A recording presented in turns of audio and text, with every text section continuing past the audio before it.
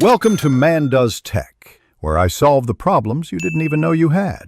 In this video, I will explain how to calculate how many bricks you need using an easy method.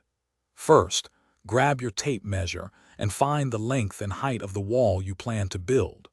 Once you have these two measurements, simply multiply them together. This gives you the total surface area of your wall in square meters, a crucial first step for an accurate brick count. Next, let's consider the size of a single brick, including the mortar. A common brick size is 215 millimeters in length and 65 millimeters in height. To account for the mortar, add 10 millimeters to both dimensions. So, each brick effectively covers an area of 225 millimeters by 75 millimeters on your wall, which is important for precise calculations. Now, let's figure out how many bricks fit into 1 square meter. Convert your brick's effective dimensions, including mortar, into meters.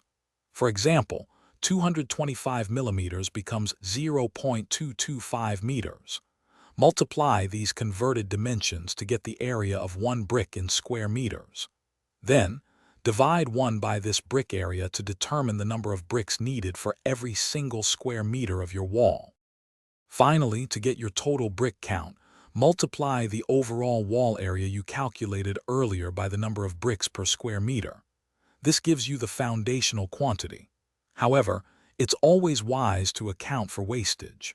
We recommend adding an extra 5 to 10% to your total. This buffer covers any bricks that might break, need cutting, or are simply unusable, ensuring you don't run short. Thanks for watching. If you found this helpful, don't forget to like and subscribe.